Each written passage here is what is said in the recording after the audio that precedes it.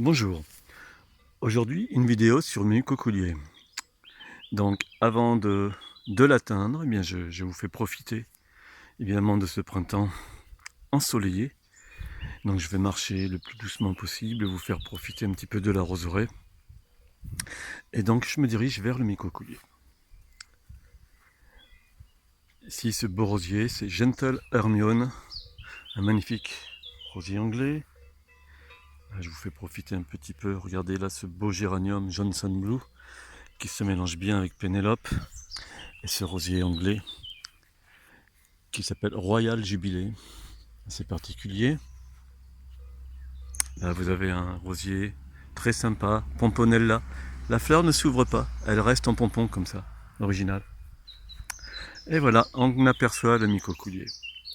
Alors pourquoi j'ai voulu faire une vidéo sur le mycocoulier? Eh bien, en fait, le mycocoulier, on le rencontre beaucoup sur le bord des routes dans le sud de la France, hein, avec un tronc sans branches basses en fait, comme la plupart de ces arbres que nous trouvons en bordure de route ou même dans les parcs. Et en fait, regardez le nôtre. Je ne voulais surtout pas couper les branches basses. Et je le trouve magnifique. Je vais me reculer. Regardez, je dis qu'il a un port à la japonaise. Hein. J'adore cet arbre. J'adore son aspect sauvage. Avec ses branches basses. Donc on va faire tout le tour de ce mycocoulier. Alors le mycocoulier, son nom latin c'est Celtis australis. Et il fait partie de la famille des Ulmaceae. Et en fait c'est la famille des ormes. Ulmus c'est orme en grec je crois. Je pense pas que c'est du latin, Ulmus. Je crois que c'est du grec. Alors, et on l'appelle aussi l'arbre à feuilles d'ortie.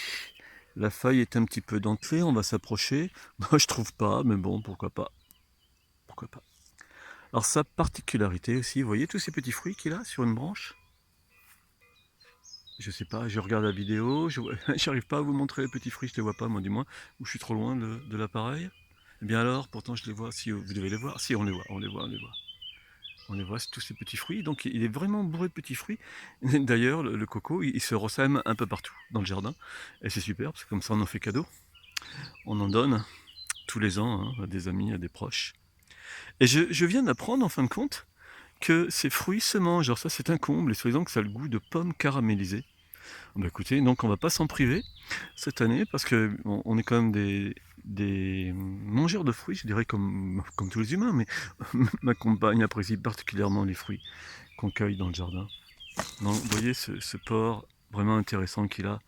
Alors là, le sol n'est pas encore nettoyé complètement parce que je vais attendre les grosses chaleurs. Je vais profiter de son ombre. Je vais nettoyer le sol.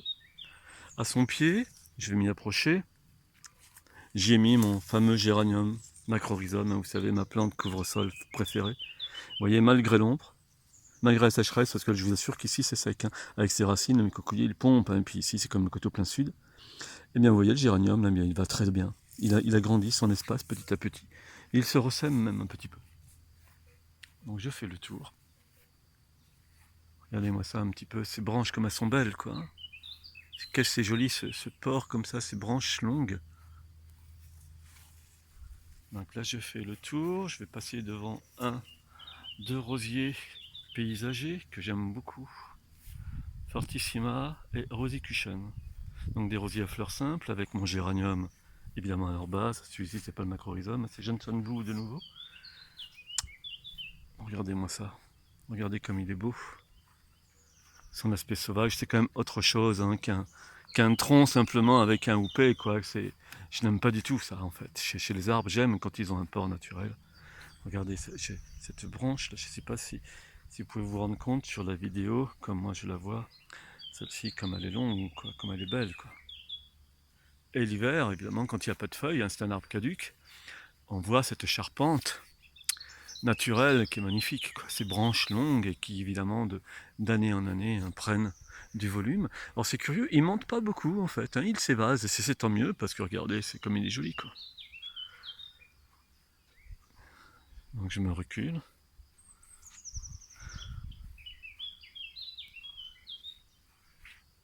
Je regarde où je mets les pieds, bon ici normalement il n'y a pas de risque, mais comme j'ai des massifs un peu partout, hop.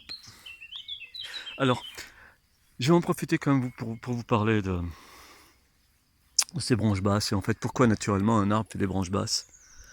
Bon, si vous avez vu plusieurs de mes vidéos, vous savez que j'essaie toujours de privilégier les micro-organismes du sol. Je vous rappelle que dans une poignée d'humus forestier, d'après les micrologues, pardon, il y a plus de 20 milliards d'organismes. C'est vraiment inouï. C'est-à-dire qu'en fait, il y a plus de vie dans une poignée d'humus qu'il n'y a d'humains sur la planète. Je ne sais pas si vous réalisez, mais moi-même, je ne peux pas réaliser. C'est énorme, quoi.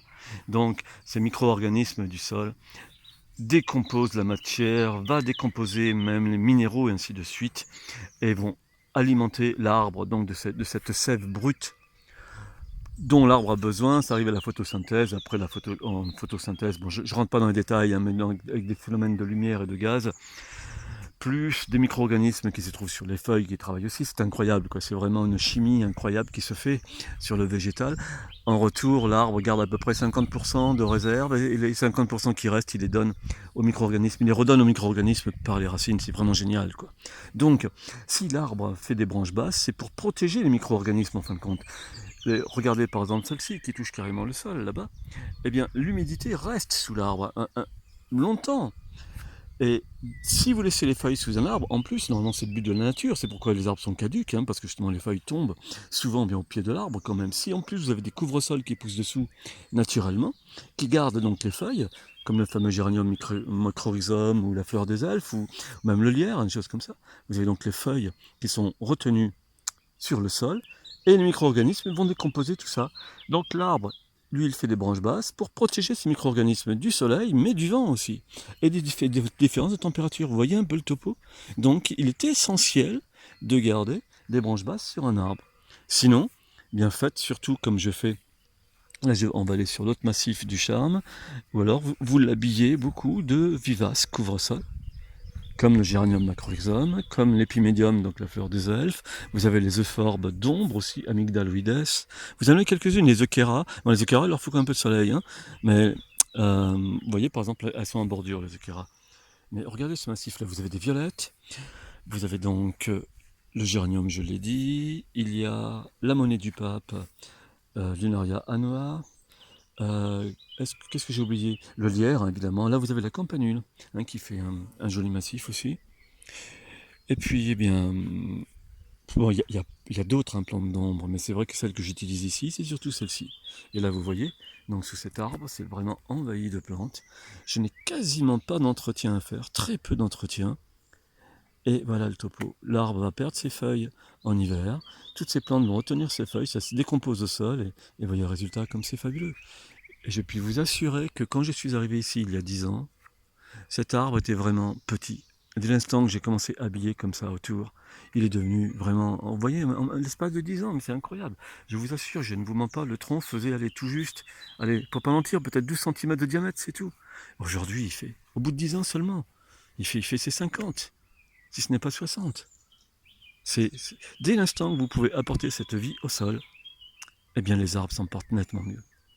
Bon, ben voilà, le micocoulier m'a permis de vous en dire un petit peu plus, et c'est tant mieux. Allez, je vous souhaite un bon week-end à tous et profitez bien de ce soleil et des beaux jardins, de la floraison de la nature, hein. C'est vraiment une thérapie fantastique. À bientôt, alors demain sûrement.